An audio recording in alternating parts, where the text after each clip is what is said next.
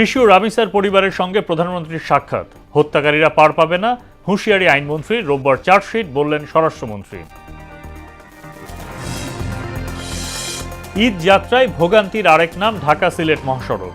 6 লেনের নির্মাণ কাজ শেষ না হওয়ায় যানজট, দুর্ভোগ বাড়ার সংখ্যা চালকদের। ঈদুল আজহা উপলক্ষে সাতক্ষীরা যশোরে লক্ষাধিক পশু প্রস্তুত, ভারতীয় গরু না আসায় লাভের আশা খামারিদের।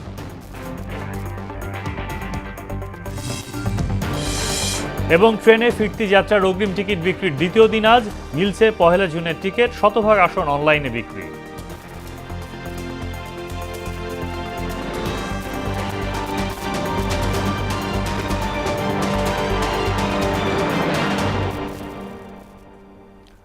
আসসালামু আলাইকুম, মোহনা সংবাদে সবাইকে স্বাগত। এতক্ষণ শুনছিলেন শিরোনাম, পুরো সংবাদের সঙ্গে আছি মোহাম্মদ সাইফুল ইসলাম খান। রাজধানীর পল্লবীতে হত্যার শিকার শিশু রামিসা আক্তারের পরিবারের সদস্যদের সঙ্গে সাক্ষাৎ করেছেন প্রধানমন্ত্রী তারেক রহমান। বৃহস্পতিবার রাতে স্কুলছাত্রী রামিসার পল্লবীর বাসায় গিয়ে শোকাহত পরিবারের সঙ্গে দেখা করেন এবং তাদের প্রতি গভীর সমবেদনা জানান প্রধানমন্ত্রী। ঘটনার সুষ্ঠু ও দ্রুত বিচার নিশ্চিত করার আশ্বাস দেন তিনি। এ সময় রামিসার বড় বোনের সব দায়িত্ব নেওয়ার আশ্বাস দেন প্রধানমন্ত্রী। তার সঙ্গে উপস্থিত ছিলেন আইনমন্ত্রী মোহাম্মদ আসাদুজ্জামান, স্বরাষ্ট্রমন্ত্রী সালাউদ্দিন আহমেদ, ক্রীড়া প্রতিমন্ত্রী আমিনুল হক এবং ঢাকা উত্তর সিটি কর্পোরেশনের প্রশাসক মোহাম্মদ শফিকুল ইসলাম।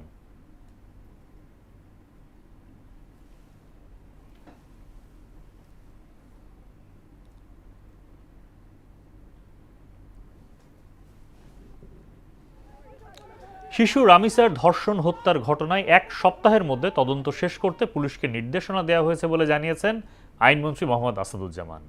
তিনি বলেন, বিচারহীনতা নিয়ে রামিসার বাবার প্রশ্ন অমূলক নয়, তবে এই বিচার দ্রুত শেষ করে দৃষ্টান্ত স্থাপন করা হবে।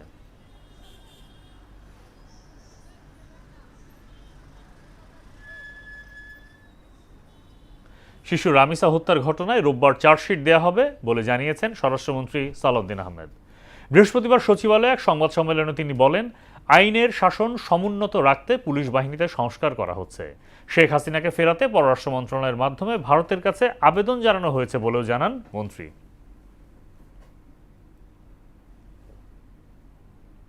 ঈদযাত্রায় ভোগান্তির আরেক নাম হয়ে দাঁড়িয়েছে ঢাকা সিলেট মহাসড়ক। 6 লেনের নির্মাণ কাজ চলমান থাকায় নরসিংদীর 54 কিলোমিটার অংশে দেখা দিচ্ছে যানজট। এছাড়াও অবৈধ হাটবাজার আর 3 হুইলারের কারণে যানজট ও ভোগান্তি আরও বাড়বে বলে শঙ্কা পরিবহন চালকদের। পরিস্থিতি নিয়ন্ত্রণে কঠোর পদক্ষেপের কথা জানায় কর্তৃপক্ষ। মাহবুবুর রহমানের প্রতিবেদন, জানাচ্ছেন মাহমুদা আক্তার। ভোগান্তির আরেক নাম হয়ে দাঁড়িয়েছে ঢাকা সিলেট মহাসড়ক। 6 লেনের নির্মাণ কাজে সড়কের বিভিন্ন স্থানে খানাখন্দ ও মহাসড়কের পাশের অবৈধ দোকানপাট, যত্রতত্র গাড়ি পার্কিং সহ 3 হুইলের অনিয়ন্ত্রিত চলাচলের কারণে এবার ঈদযাত্রায় যানজটের আশঙ্কা করা হচ্ছে। এরই মধ্যে নরসিংদীর মাধবদী, পাঁচদোনা, সাহেব প্রতাপ, ভেলানগর ও ইটাখারা এলাকায় যানজটের প্রভাব পড়তে শুরু করেছে। স্বাভাবিক সময় ঢাকা থেকে সিলেট যেতে 5 থেকে 6 ঘন্টা সময় লাগলেও এখন সময় লাগে 10 থেকে 12 ঘন্টা। পুরা নরসিংদী ডিস্ট্রিক্টে জ্যাম লাগাইতে সারাক্ষণ। বড় বড় বাস সার্ভিস গুলোর লাগা জাম লাগে বেশি করে, ওরা রং পার্কিং করে, ওরা গাড়ি বাম পাশে চাপায় রাখে। আর কেন জ্যাম হচ্ছে এটা আসলে আমাদের খাতিয়ে দেখা উচিত। 2-2.5 ঘন্টা কিন্তু আমরা ঢাকা যেতে পারতেছি, ইটাখোলা থেকে যাওয়া যায়, কিন্তু সেই জায়গায় আমাদের 4-5 ঘন্টা লাগতেছে যেতে। নরসিংদী থেকে আপনার এই যে ইটাখোলা এদিকে ভরপুর জাম হয়। জাম লাগার কারণ হচ্ছে অটো রিক্সা, সিএনজির জন্য গাড়ি রাখা যায় না। যানজট নিরসনে ট্রাফিক পুলিশের পক্ষ থেকে সব ধরনের প্রস্তুতির কথা জানায় কর্তৃপক্ষ। মেন সমস্যা হলো যে ম্যাক্সের যে হলো 6 লেনের রাস্তার কাজ হচ্ছে, বিশেষ করে সাহেব প্রতাপ, জেলখানা, তারপরে ইটাখোলা, এই রাস্তার আমাদের খুব বেহাল অবস্থা। আগামীতে যে ঈদুল আজহা আছে, ঘরমুখী মানুষের জন্য কোনো সমস্যা হবে না, আমরা সর্বোচ্চ চেষ্টা করব। সব সংখ্যা কাটিয়ে এবারের ঈদ যাত্রায় ঢাকা সিলেট মহাসড়ক হবে স্বস্তির, এমন প্রত্যাশা সবার। মাহমুদা আক্তার, মোহনা সংবাদ। কোরবানির ঈদ ঘিরে প্রতি বছর দেশের মশলার বাজারে 30 থেকে 35% চাহিদা বেড়ে যায়। আর এই চাহিদা ঘিরে ঊর্ধ্বমুখী রাজধানীর মশলার বাজার। এদিকে প্রতিনিয়তই নিত্যপণ্যের বাজার চলে যাচ্ছে সাধারণ মানুষের নাগালের বাইরে। দীর্ঘদিন ধরে মূল্যস্ফীতির জাঁতাকলে পৃষ্ঠ সাধারণ মানুষের দাবি নিয়মিত বাজার তদারকি করার। দর্শক, এই মুহূর্তে রাজধানীর বাজারে আছেন সহকর্মী উষা ফেরদৌস।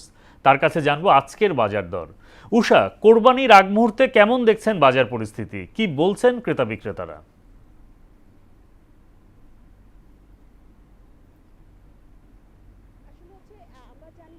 বাংলাদেশের বাজারগুলোতে যখন কোনো উৎসব আসে আর উৎসবে যে নিত্য পণ্যের যে উপকরণগুলো থাকে সেগুলোর দাম সবসময় ঊর্ধ্বমুখী থাকে। আমি যদি আপনাকে মশলার বাজারের কথা বলি, সবগুলি মশলার দামই বাড়তির দিকে। জিরা, এলাচি থেকে শুরু করে কোরবানির ঈদে যেগুলো হচ্ছে মানুষের বেশি প্রয়োজনীয় জিনিস, আপনি জানেন যে ঈদুল আজহায় মানে কোরবানির ঈদে হচ্ছে অনেক পশু কোরবানি হয় এবং এই ঈদে হচ্ছে মানুষের অন্যতম যে অনুষঙ্গ সেটা হচ্ছে মশলা। সেই মশলার বাজার যেমন আদা, রসুন, পেঁয়াজ থেকে সব কিছুরই দাম বেড়েছে এবং হচ্ছে জিরা, এলাচ, লবঙ্গ সবগুলোর দামই কোনো কোনো ক্ষেত্রে 300, কোনো কোনো ক্ষেত্রে 200, 100, 150 এরকম পর্যন্ত দাম বেড়েছে। তবে কিছুটা স্বস্তি আছে হচ্ছে সবজির বাজারে। অনেকগুলো সবজি হচ্ছে আমরা দেখেছি যে 20 টাকা, 30 টাকা, 25 টাকা পর্যন্ত দাম কমেছে। যেমন বরবটি আমরা গত বাজারেও দেখেছি, গত সপ্তাহের বাজারে দেখেছি 120 টাকা পর্যন্ত বিক্রি হয়েছে, কিন্তু আজকে বরবটি 80 টাকা। ছোট লাউ যেগুলো সেগুলো 80 টাকা, 100 টাকা পর্যন্ত বিক্রি হয়েছে, আজকের বাজারে সেগুলো 60 টাকা। এভাবে হচ্ছে পটল, ঢেঁড়স সবগুলি হচ্ছে 60-এর মধ্যে নেমে এসেছে এবং হচ্ছে শাকসবজির দামও কিছুটা কমেছে। আবার দীর্ঘদিন ধরে হচ্ছে যে ব্রয়লার মুরগি, গরিবের আমিষ যেই ব্রয়লার মুরগি এবং ডিম সেই মুরগি এবং ব্রয়লার মুরগি সেটা আজকে দাম কমেছে। যেমন হচ্ছে ব্রয়লার মুরগি আজকে 165 টাকা করে বিক্রি হচ্ছে কেজি প্রতি এবং হচ্ছে ডিম 120 টাকা ডজন বিক্রি হচ্ছে। কারণ আমরা গত 2 সপ্তাহ দেখেছি যে ডিমের বাজারে খুবই ঊর্ধ্বগতি এবং হচ্ছে নিম্ন আয়ের যে মানুষ তারা হচ্ছে না বিশ্বাস যে যারা হচ্ছে নিম্ন আয়ের মানুষরা নিম্ন আয়ের যেই দামগুলো আছে যেমন হচ্ছে ব্রয়লার মুরগি বা ডিম, তারাই প্রোটিনের উৎস একমাত্র সেগুলো। তো সেগুলোর দাম বাড়লে আসলে হচ্ছে তাদের খুব না বিশ্বাস হয়ে যায় যে হচ্ছে যারা একদম নিম্ন আয়ের কিংবা সীমিত আয়ের মানুষ।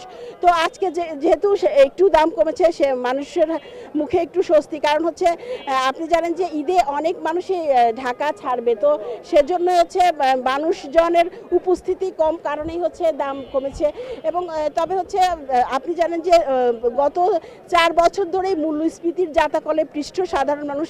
তো সাধারণ মানুষ চাইছে যে হচ্ছে বাজার প্রতিনিয়ত মনিটরিং করা হোক এবং হচ্ছে যেখানে উৎপাদন হয় কৃষক থেকে ভোক্তা পর্যন্ত পৌঁছাতে যে 4-5টি হাত বদল হয় সেই জায়গাগুলো যদি কমিয়ে দেওয়া যায় তাহলে হচ্ছে আসলে বাজারটা প্রতিনিয়ত সাধারণ মানুষের নাগালে থাকবে। তো এই ছিল বাজার থেকে আমার কাছে সর্বশেষ। ধন্যবাদ উষা। ঈদুল আজহা উপলক্ষে সাতক্ষীরা ও যশোরে লক্ষাধিক কোরবানির পশু প্রস্তুত রয়েছে। স্থানীয় চাহিদা মিটিয়েও এবার প্রায় 18,000 পশু উদ্বৃত্ত থাকবে। ভারতীয় গরু না আসায় বাজার পাওয়ার সম্ভাবনা থাকলেও উৎপাদক খরচ নিয়ে দুশ্চিন্তা কাটছে না খামারিদের। আব্দুল জলিল ও শিশির কুমার সরকারের প্রতিবেদন, জানাচ্ছেন ডলি বিনতে মনোয়ারা। সাতক্ষীরায় এবার লক্ষাধিক কোরবানির পশু প্রস্তুত করা হয়েছে। গত বছরের তুলনায় এবার পশুর উৎপাদন 2 থেকে 3% বেড়েছে, যা জেলার চাহিদার তুলনায় বেশি। ভারতীয় গরু প্রবেশ বন্ধ থাকায় ভালো দাম পাবেন এমন আশা খামারিদের। তবে পশু খাদ্যের দাম বেশি, তাই উৎপাদন খরচ বেশি। ফলে দাম আশানুরূপ না হলে লোকসানের মুখে পড়তে হবে এমন শঙ্কায়ও খামারিরা। গরুর বাজার কেমন হবে বলা যাচ্ছে না। ইন্ডিয়ান গরু আসলে তো একেবারে আমরা ক্ষতিগ্রস্তের মধ্যে চলে যাবো। খাবারের দাম অনেক বেশি, গরুর দাম কম আর কিনতে যাওয়ার দাম বেশি, খাদ্য খাবারের দাম বেশি। খামারিদের সব ধরনের পরামর্শ দিয়ে সহায়তা করছে প্রাণী সম্পদ অধিদপ্তর। এরই মধ্যে আমরা মেডিকেল টিম গঠন করেছি এবং তারা সেখানে কাজ শুরু করেছে এবং এটা ঈদের দিন পর্যন্ত চলবে ইনশাআল্লাহ। অন্যদিকে যশোরের শার্শায় সহস্রাধিক খামারে 16,000 পশু কোরবানির জন্য প্রস্তুত রাখা হয়েছে। ধীরে ধীরে জমে উঠতে শুরু করেছে শার্শার বাগ আচরা 7 মাইল পশু হাট, যেখানে সপ্তাহে শনিবার ও মঙ্গলবার হাট বসে। বই নিয়ে গেল পাটি পুষে আসছে না, ধান চাল দাম নিয়ে ভাই একটা মাঝে টেনশন আছে। কুরবানি উপলক্ষে আমাদের ব্যবসা বাণিজ্য ভালো হবে সেটা আমাদের হচ্ছে না। বাজার ভালো না, বাজারে কাস্টমার নেই, আমাদের হাটের ব্যাপারে আসছে না ভাই, বেচা কিনা হচ্ছে না, যা কিনে নিয়ে আছে তাছাড়া 10-20 হাজার লসে বেশি বাড়ি যেতে হচ্ছে। পশু স্বাস্থ্য পরীক্ষা সহ বিভিন্ন ধরনের পরামর্শ দিয়ে কাজ করছে প্রাণী সম্পদ অধিদপ্তর। শাসা উপজেলায় 2টি পশুর হাট, নাভারণ পশুর হাট এবং 7 মাইল ঐতিহ্যবাহী যে পশুর হাট আছে সেখানে নিয়মিত পশু বেচাকেনা চলছে এবং এই 2 হাটে আমাদের প্রাণী সম্পদ দপ্তর থেকে আমরা ভেটেরিনারি মেডিকেল টিম পরিচালনা করছি। সেখানে গরুর স্বাস্থ্য পরীক্ষা, গর্ভ পরীক্ষা সহ বিভিন্ন ধরনের সেবা দিয়ে যাচ্ছি। সব সংখ্যা কাটিয়ে খামারিরা লাভের মুখ দেখবে এমন প্রত্যাশা সবার। ডলি বিনতে মনোয়ারা, মোহনা সংবাদ। দর্শক, কোরবানি উপলক্ষে খুলনার পশুর হাটের খবর জানাতে সরাসরি যুক্ত হচ্ছেন সহকর্মী শহীদুল হাসান। শহীদুল, কোরবানি ঘিরে খুলনায় পশুর হাট কেমন জমে উঠেছে জানাবেন।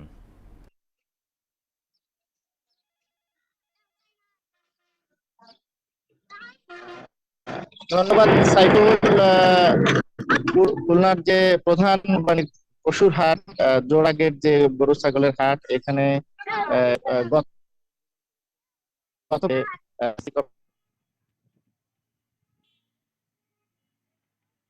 বাজার ঘুরে যে এখানে এখনো কিন্তু তেমন গরু ছাগল আসেনি, তবে আসা শুরু করছে এই সকাল থেকে। কিন্তু অল্প অল্প করে এখানে গবাদি পশু কিন্তু বিক্রেতারা নিয়ে আসছেন এবং কয়েকজন ক্রেতাকে আমরা দেখেছি যে তাদের সাথে কথা বলেছি, তারাও প্রাথমিক পর্যায়ে এসে দেখে যাচ্ছেন যে গরু এসেছে কিনা বা গরুর দাম দস্ত করছেন।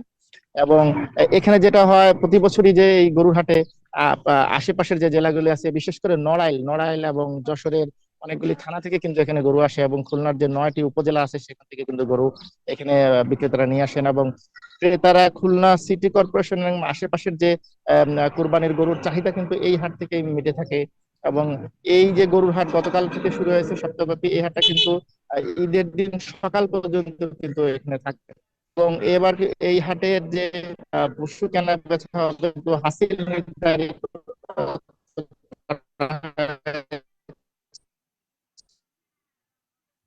হবে এখানে যারা ক্রেতাদের তাদের। এবং এখানে যে কর্তৃপক্ষ রয়েছেন তারা আশা করছেন যে দুপুরের পর থেকে, আজকে শুক্রবার দুপুরের পর থেকেই কিন্তু এই গবাদি পশু বিক্রেতারা আনা শুরু করবেন এবং আগামীকাল থেকে কিন্তু এই বাজার জমজমাট হবে, এই প্রত্যাশা কিন্তু করছেন। সাইফুল, এই ছিল সর্বশেষ পরিস্থিতি পশুহাট। ধন্যবাদ শহীদুল। ঈদুল আজহা শেষে ঘরমুখো মানুষের ফেরার সুবিধার্থে আন্তনগর ট্রেনের অগ্রিম আসনের টিকিট বিক্রি করছে বাংলাদেশ রেলওয়ে। আজ বিক্রি করা হচ্ছে 1 জুনের আন্তনগর ট্রেনের টিকিট। সকাল 8টায় রেলওয়ের পশ্চিমাঞ্চলে চলাচলকারী ট্রেনগুলোর আসনের টিকিট বিক্রি শুরু হয়। দুপুর 2টায় পূর্বাঞ্চলে চলাচলকারী ট্রেনগুলোর আসনের টিকিট বিক্রি শুরু হবে। যাত্রীদের সুবিধার্থে এবারও শতভাগ আসনের টিকিট অনলাইনে বিক্রি করা হবে। নির্বিচারে বনাঞ্চল উজাড় আর পাহাড় কাটার ফলে বান্দরবনে তীব্র আকার ধারণ করেছে সুপেয় পানির সংকট। ঝিরি ঝর্ণা শুকিয়ে যাওয়ায় 1 কলসি পানির জন্য নারীদের পাড়ি দিতে হচ্ছে কয়েক মাইল দুর্গম পাহাড়ি পথ। সুপেয় পানির অভাবে জেলার 7 উপজেলায় বাড়ছে ডায়রিয়া সহ পানিবাহিত নানান রোগ। রাহুল বড়ুয়া ছোটনের প্রতিবেদন, জানাচ্ছেন মিশাল বিনতে আনোয়ার।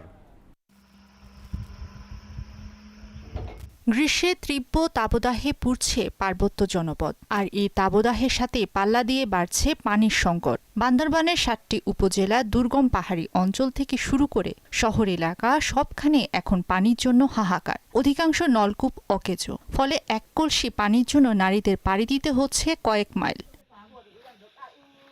বাধ্য হয়ে পাহাড়ি মানুষ ব্যবহার করছেন ঝিরি বা ছড়ার দূষিত খোলা পানি, যার ফলে ছড়িয়ে পড়ছে ডায়রিয়া সহ নানা পানিবাহিত রোগ। 2021 সাল থেকে 2025 সাল পর্যন্ত জেলাটিতে ডায়রিয়া আক্রান্ত হয়ে প্রাণ হারিয়েছেন অন্তত 31 জন। পানি থুরা আসবে আজকে থুরা থুরুংলে বয়ানি সে থুরা খাওছে বাচ্চা ইন পুশুর লাগে বাইখানা থাকে।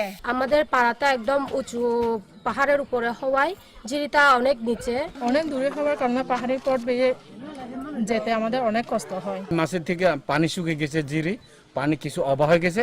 জলবায়ু পরিবর্তনের পাশাপাশি মানুষের তৈরি নানা বিপর্যয় এই সংকটের জন্য দায়ী বলে মনে করছেন বিশেষজ্ঞরা। আদা, হলুদ, কচু চাষাবাদের ক্ষেত্রে যেটা আমরা স্লোপে করে থাকি, লম্বালম্বি ভাবে মাটিকে কুপিয়ে প্রায় 80 থেকে 90 টন ভূমিকায় সাজিতে হয়। এবং এই যে মাটিগুলো ধুয়ে চলে যাচ্ছে, এই ধুয়ে চলে গিয়ে আমাদের ঝিরি ঝর্ণাতে তলানি সৃষ্টি করতেছে। দুর্গম পাহাড়ি এলাকায় পানির সরবরাহে হাইড্রোলিক র্যাম্প পাম্প বসানোর পরিকল্পনার কথা জানায় প্রকৌশল অধিদপ্তর। র্যাম্প পাম্প এবং সোলার সাবমার্সিবল পাম্প দুইটা উদ্যোগ গ্রহণ করেছে এবং যেসব জায়গায় বিদ্যুৎ নাই এবং উঁচু জায়গা সেখানে এই জিনিসগুলো, এই দুইটা প্রযুক্তি ব্যবহার এবং এই জিনিসটা পাইলটিং বেসিসে করা হচ্ছে। পানির সংকট নিরসনে বিভিন্ন পরিকল্পনা নেওয়া হয়েছে বলে জানান স্থানীয় সংসদ সদস্য।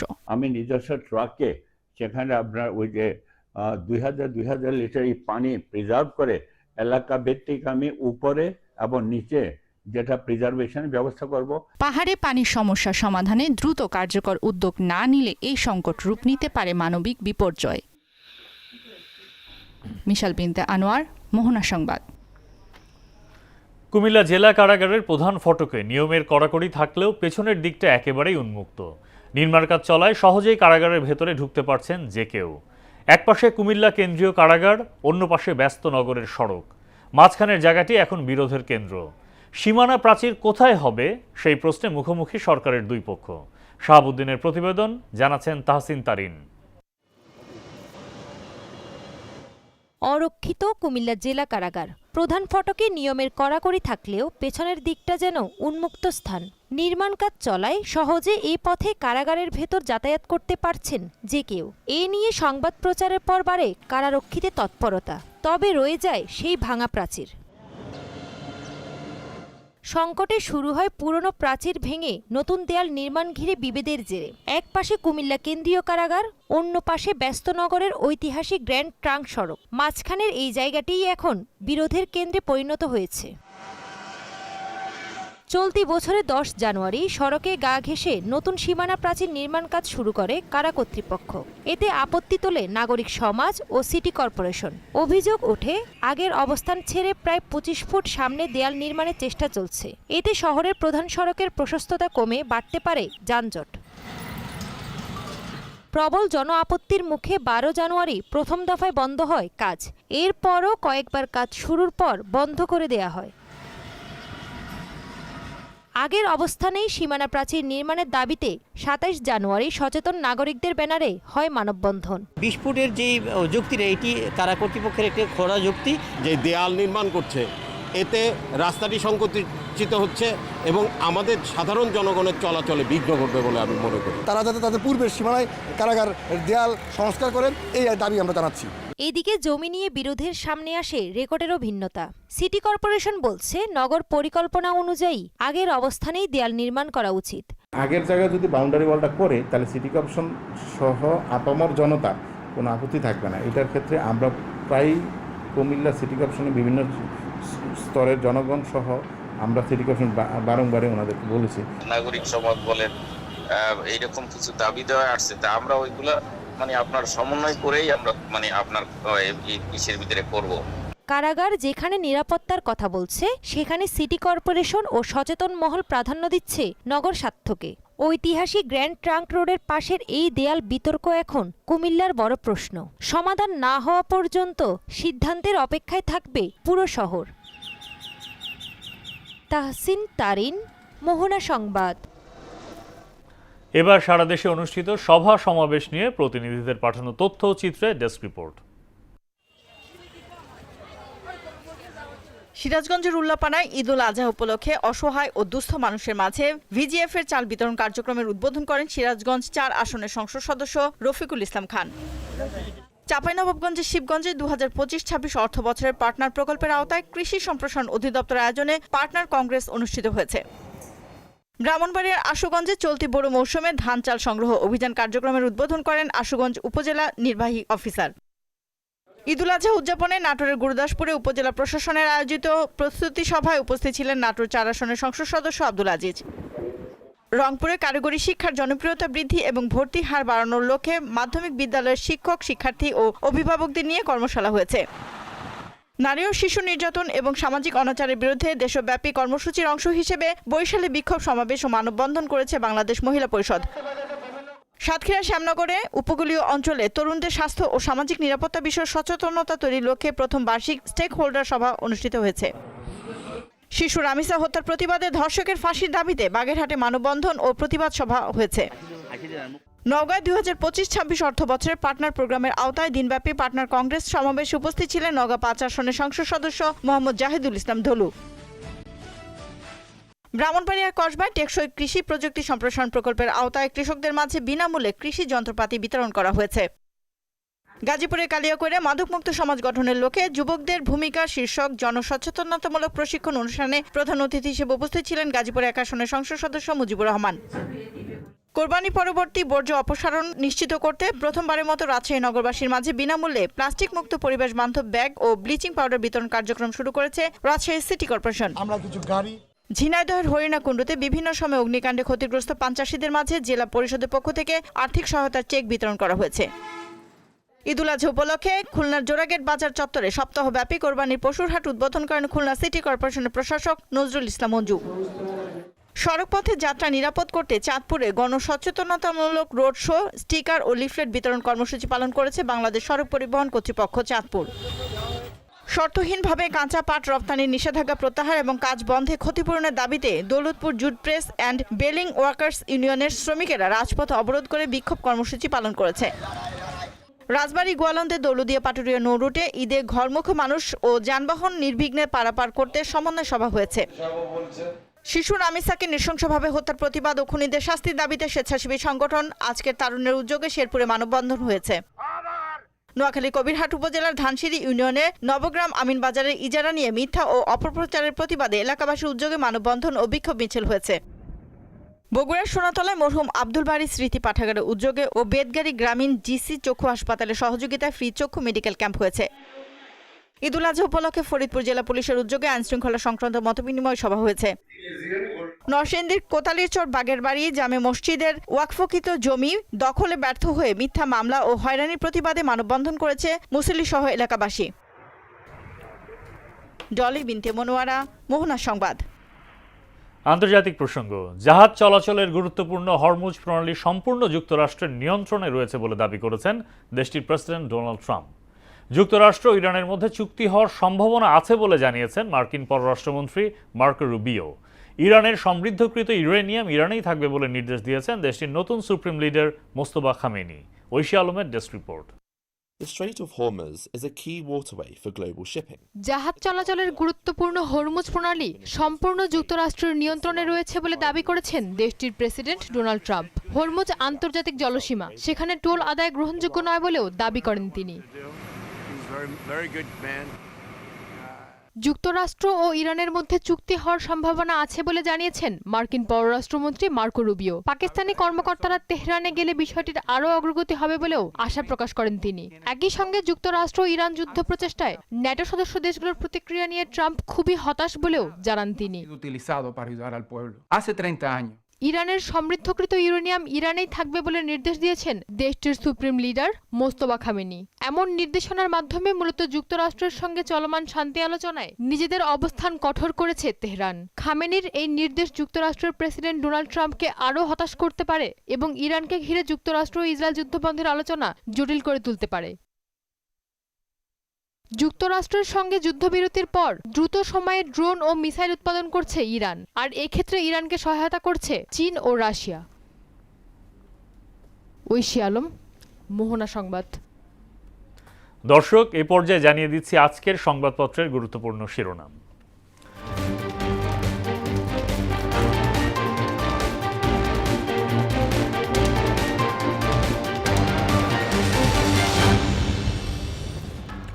শুরুতেই দৈনিক প্রথম আলো। প্রথম আলো শিরোনাম করেছে গোলটেবিল নিয়ে মানুষের জন্য স্বস্তির বাজেট হোক। এছাড়া হামে আক্রান্ত ছেলেকে নিয়ে প্রতিবন্ধী এক বাবার লড়াই। পল্লবীর সেই শিশুর মা বাবার সঙ্গে দেখা করলেন প্রধানমন্ত্রী। এবার দৈনিক ইত্তেফাক। দৈনিক ইত্তেফাক শিরোনাম করেছে রামিসা হত্যায় ক্ষুব্ধ দেশ, থানায় ঢুকে বিক্ষোভ, দ্রুত বিচার দাবি। স্বরাষ্ট্রমন্ত্রী বলছেন দৃষ্টান্তমূলক বিচার হবে। রামিসার বড় বোনের দায়িত্ব নিলেন প্রধানমন্ত্রী, বাবাকে দিলেন সান্ত্বনা। দৈনিক সমকাল। সমকাল শিরোনাম করেছে 4 মাসে 118 কন্যা শিশু ধর্ষণের শিকার, খুন 17। এছাড়া বিদ্যুতের দাম নিয়ে গণশুনানি, গ্রাহক পর্যায়ে 10% দাম বৃদ্ধির প্রস্তাব, তীব্র আপত্তি। এছাড়া বাজেট প্রস্তুতি নিয়ে শিরোনাম করেছে কালো টাকা সাদা করার সুযোগ দেওয়ার চিন্তা। দৈনিক যুগান্তরের শিরোনাম, খুনি সোহেল রানার প্রকাশ্য ফাঁসির দাবি, রামিসার জন্য কাঁদছে দেশ। রামিসার বড় বোনের দায়িত্ব নিলেন প্রধানমন্ত্রী, দ্রুত বিচারের আশ্বাস। এছাড়া অপুষ্ট শিশুদের অ্যান্টিবডি তৈরি হচ্ছে না টিকায়। দৈনিক আমার দেশ শিরোনাম করেছে, পরিবর্তন আসছে প্রাথমিক ও মাধ্যমিকের পাঠ্যক্রমে। এছাড়া 3 বছরের শিশু ধর্ষণের ঘটনায় রণক্ষেত্র চট্টগ্রাম। বাধ্যতামূলক অবসরে পাঠানো হতে পারে পুলিশের আরও 53 কর্মকর্তাকে। এই ছিল সংবাদপত্রের গুরুত্বপূর্ণ শিরোনাম। শেষ করব মোহনা সংবাদ, যাওয়ার আগে শিরোনামগুলো আরও একবার।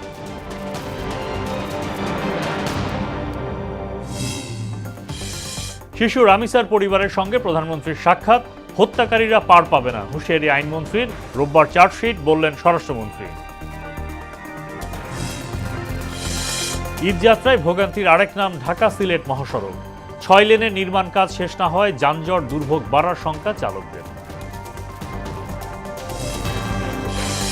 ঈদুল আজহা উপলক্ষে সাতক্ষীরা যশোরে লক্ষাধিক পশু প্রস্তুত, ভারতীয় গরু না আসায় লাভের আশা খামারিদের।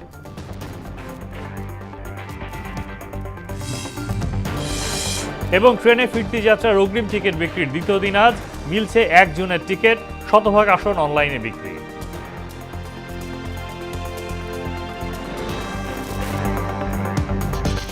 এই ছিল মোহনা সংবাদে। পরবর্তী সংবাদ দুপুর 1টায়, এর আগে বেলা 11টায় দেখুন সংবাদ এক নজরে। মোহনার সবশেষ খবর জানতে ভিজিট করুন www.mohana.tv। সংবাদ দেখতে পারেন ফেসবুক, ইউটিউবেও। এতক্ষণ সঙ্গে থাকার জন্য ধন্যবাদ।